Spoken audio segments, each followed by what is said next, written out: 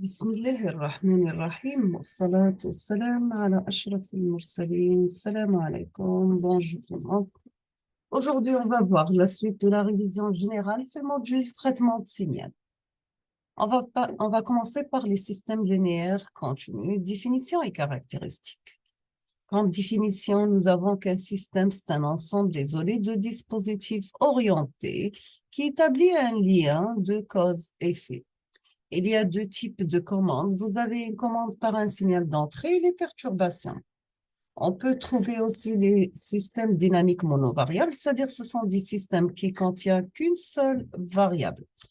La notation toujours, c'est y de t est égal à s en fonction de l'entrée x et la variable temps. Pour les systèmes linéaires, si nous avons un système qui a pour entrée x1 et sortie y1, un deuxième système qui a comme entrée x2 et sortie y2. Dans ce cas, vous aurez la somme x1 plus x2. Le système aura comme sortie y1 plus y2, sachant que s lambda 1 x1 plus lambda 2 x2, ça sera lambda 1 y1 de x1 xd plus lambda 2 y2 de x2 et la variable temps. Donc, toujours, nous avons qu'un système, il est parfaitement caractérisé par ses réponses impulsionnelles. Pour l'homogénéité, donc si vous avez une entrée, un système qui a comme entrée x et sortie y, si vous avez lambda x l'entrée, dans ce cas, vous aurez la sortie la même chose, lambda y. On parle des réponses impulsionnelles, donc si vous avez x de t qui a signal d'entrée qui a comme formule A1 Dirac de T moins T1 plus A2 Dirac de T moins T2. Dans ce cas, la sortie, ça sera A1 Dirac de un système en fonction de l'entrée Dirac de T moins T1 et T plus A2 Dirac de T moins T2 et T. Donc, on peut le mettre tout simplement sous la forme de A1 K de T, T1 plus A2 K de T1 T2. Sachant que K T1 T2 correspond à la réponse impulsionnelle à l'instant T1. Toujours pour les systèmes temporels, nous avons temporel, c'est-à-dire qu'il va changer en fonction de temps. Intemporel, donc il ne change pas en fonction de temps. Si vous avez l'entrée x de t moins t0, ça implique tout simplement à la sortie. Dans ce cas, vous aurez y de t moins t0. Donc, vous avez k t1 t2 par Dirac de t moins t1 t. Dans ce cas, vous aurez le système de Dirac de t moins 0 et t moins t1 est égal tout simplement x de t moins t1 et 0. Quelles sont les caractérisations d'un système linéaire intemporel? C'est bien sa réponse impulsionnelle. Donc, h de t qui est en fonction de k par t est 0. Si on va parler maintenant côté produit de convolution, dans ce cas, vous aurez y de t qui est égal à l'intégrale entre moins l'infini à plus l'infini de h de t moins taux x de taux d taux. Ou bien, c'est l'intégrale de moins l'infini à plus l'infini de h de v par x de t moins v dv. Maintenant, pour le gaz statique, si vous avez x de t qui est égal à x0, dans ce cas, y de t, ça sera x0, l'intégrale entre moins l'infini à plus l'infini de h de v dv. Un système causal, c'est-à-dire nous n'avons pas la partie négative. Dans ce cas, le système régit pas tant qu'il n'y a pas d'excitation, bien sûr. Concernant la transition au régime transitoire, le régime transitoire, il varie entre 0 et 95%. Les systèmes invariants, c'est-à-dire que les paramètres de S sont stables. Toujours, nous avons qu'un système stable, c'est une réponse à une excitation quelconque bornée, donne un signal borné. Pour la stabilité, c'est la capacité du système à converger vers une valeur constante quand le temps est variable, bien sûr, ou bien quand le temps tend vers l'infini. Toujours un système borné ne tend pas vers l'infini.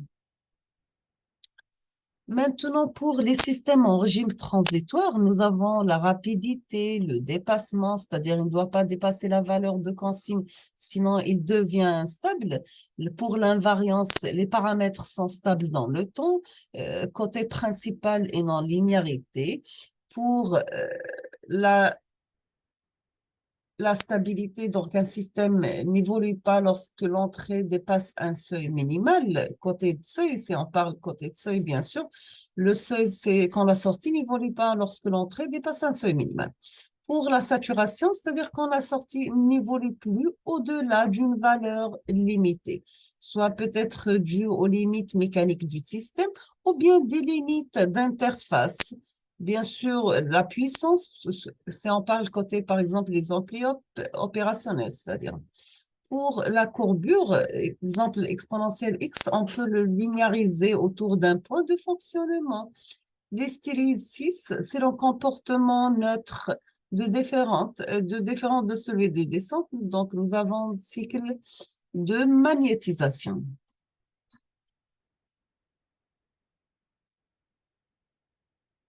Maintenant, on va faire un petit rappel rapide sur l'analyse et les synthèses des filtres analogiques. Et on va commencer par la transformée de Laplace.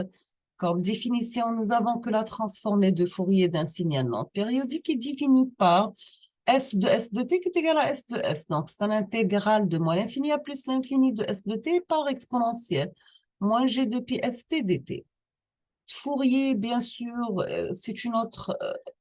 on peut avoir, à part Fourier, une autre représentation appelée Laplacien, sauf que Laplacien, il est plus général que Fourier, c'est-à-dire que S de P n'existe que lorsque l'intégrale est finie, sinon on va multiplier S de T par exponentielle moins sigma T. Sigma, elle a une partie réelle positive, ce qu'on appelle le rayon de convergence, et on peut mettre P est égal à sigma plus GPF, G 2 pi F, sachant que l'intérêt de Laplacien, c'est bien l'étude de la partie transitoire du système. Donc, il va vérifier le principe de causalité, la stabilité des filtres, mais pour Fourier, il est utilisé pour les parties permanentes du système. C'est de plus, on considère qu'un signal, il est causal. Dans ce cas, on obtient le Laplacien de S de t qui est égal à S de P. Donc, c'est un intégral de 0 à l'infini de S de t par exponentielle moins pt dt.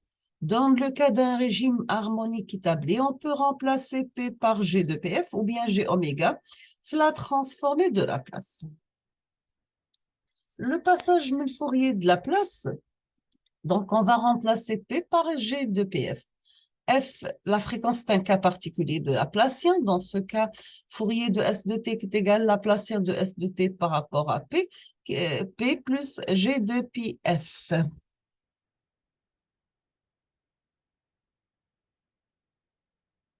Nous avons que toujours Laplacien, il permet de rendre compte aussi de comportement transitoire d'un circuit. Sigma permet d'étudier la réponse transitoire et G oméga la réponse permanente. Donc, il est très utile pour déterminer la stabilité d'un circuit pour différentes conditions d'opération. On passe aux relations maintenant. Si vous avez S de TA comme transformée de Fourier, F de oméga, S de TA comme transformée de Laplace, F de S, sachant que pour chaque signal S de T, la transformée de Fourier ou bien la transformée de Laplace correspond, est unique s'il existe, bien sûr, et vice-versa. On peut faire le passage, le temps vers la fréquence ou bien la fréquence, le temps, la même chose, mais le temps de Laplacien ou bien de Laplacien vers le temps. Toujours, nous avons que l'impact d'un circuit sur un signal S de T peut se faire de manière équivalente en faisant une analyse dans le temps ou dans l'un des espaces J oméga ou bien Laplacien S qui dépend de ce qui est le plus avantageux, bien sûr. Sachant que la fréquence de Laplacien, ils ont les mêmes propriétés.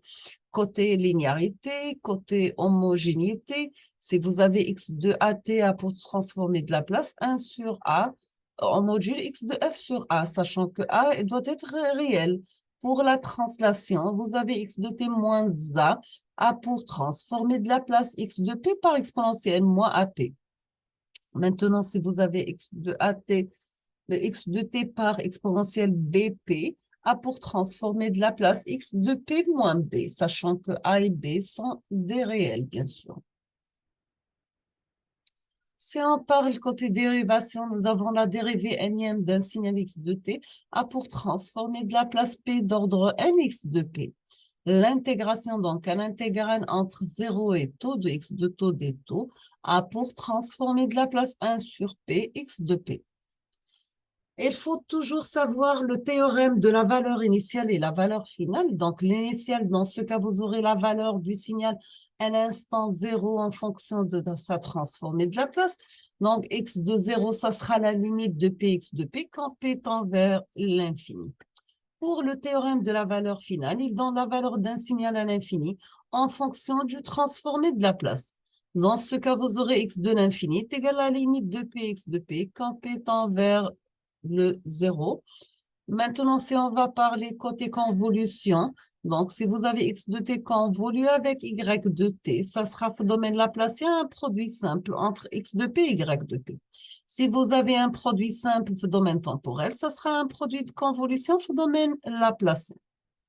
Maintenant, on parle côté fonction de transfert. Si vous avez h de s qui est égal à la sortie y de s divisée par une entrée x de s, elle joue un rôle similaire à celui de la réponse en fréquence dans le domaine de la place. Dans ce cas, vous aurez y de g oméga qui est égal à x de g oméga multiplié par h g oméga. Y de s, ça sera x de s par h de s. On a terminé avec la transformée de la place. On passe maintenant au filtre analogique. Bien sûr, les filtres analogiques, ils se basent sur des composantes analogiques qui réalisent la fonction de réponse en fréquence. Donc, pour les filtres passifs, vous avez des résistances, bobines et condensateurs seulement, avec un gain inférieur à 1. Pour les filtres actifs, on peut ajouter des composants actifs, par exemple les amplificateurs opérationnels, ou bien qu'ils ont un gain arbitraire. On peut modéliser n'importe quel filtre en utilisant résistance, bobine et condensateur. Et on va commencer par un filtre passif et analogique. Dans ce cas, vous avez un circuit qui a comme tension d'entrée VE, résistance et condensateur une sortie. La tension V0 au bord du condensateur. Donc, vous aurez à chaque fois que la valeur de la résistance augmente, dans ce cas, l'impédance tend vers 0. Et on aura un court-circuit au bout du condensateur. Dans ce cas, la tension de sortie V0 en fonction de G oméga sur la tension d'entrée est égale à 1 sur GC oméga divisé par R plus 1 GC oméga. On peut la simplifier sous la forme 1 sur 1 plus G oméga RC. Donc, on appelle 1 sur GC oméga sur R plus 1 GC oméga. C'est l'impédance du système, bien sûr. On passe au diagramme de Bode. Donc, c'est l'asymptotique, c'est bien la détermination de la fonction globale. Vous avez ici diagramme linéaire et diagramme en phase.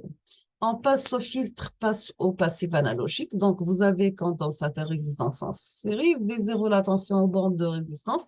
Dans ce cas, vous aurez le rapport V0 sur la tension d'entrée V est égal à R sur R plus 1 GC oméga. Si on va la simplifier, on aura la forme suivante. Donc, ça sera G oméga RC divisé par 1 plus G oméga RC. Voici sa représentation en diagramme de Bode. Et bien sûr, la déviation devient constante au-delà de moins 3 décibels. Nous avons aussi les filtres passe-bande et les filtres coupe-bande. On va commencer par un filtre passe-bande passif. Dans ce cas, vous avez condensateur bobine en série avec une résistance. La tension de sortie V0, ça sera au bord de résistance. Dans ce cas, le rapport de signal de sortie V0 à l'entrée VI, ça sera R sur L par S sur S au carré plus R sur LS plus 1 sur C. Et voici sa représentation par le diagramme de Bode pour l'amplitude et la phase, bien sûr. On termine avec les filtres réjecteurs passifs analogiques. Donc, vous avez résistance en série avec une bobine condensateur. La tension de sortie, ça sera au bord de bobine et condensateur. Dans ce cas, le gain, c'est égal à la tension de sortie divisée par la tension d'entrée. Ça sera S0 plus 1 sur LC divisé par S au carré plus R sur L par C plus 1 sur LC. Maintenant, on va voir un autre type de filtre, c'est bien les filtres actifs. Vous avez par exemple un filtre passe-bas actif. Vous avez une entrée résistance, un amplificateur qui a une entrée résistance en série avec, vous avez deux résistances, une Ça sera l'entrée, l'ampli up. La deuxième, c'est vous avez résistance, deuxième résistance avec condensateur en parallèle et la tension de sortie au bord de notre ampli up. Donc, dans ce cas, vous aurez V0 est égal R, bien sûr, équivalent, divisé par la résistance d'entrée, par la tension d'entrée. Voici le modèle pour un filtre passe-eau active. Vous avez ici un filtre passe-bande actif. On peut avoir un passe-haut plus bas, plus un suiveur. Dans ce cas, il faut passer par l'adaptation de l'impédance et on aura une attaque avec un autre signal, bien sûr. Donc, voici la représentation.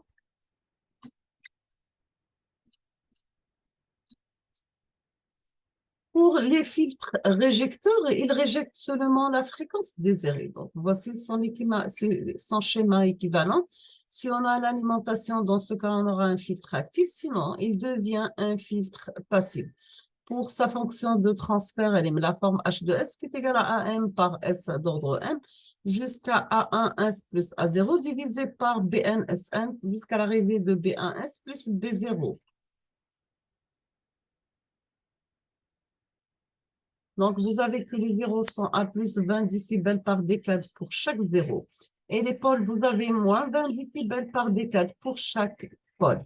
Pour l'impédance complexe, pour une condensateur, donc vous avez ZC est égal à 1 sur SC. Pour une bobine, ZL est égal à SL.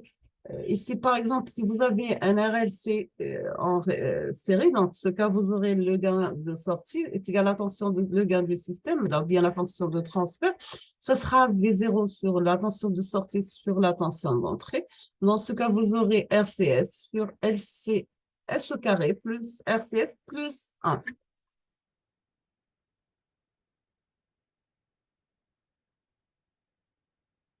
On va s'arrêter ici. On termine la suite dans la prochaine vidéo, Inch'Allah. On va parler côté échantillonnage. Donc, je vous remercie infiniment pour votre attention. Comme toujours, n'hésitez pas si vous avez des questions. Et à la prochaine vidéo, Inch'Allah. Merci.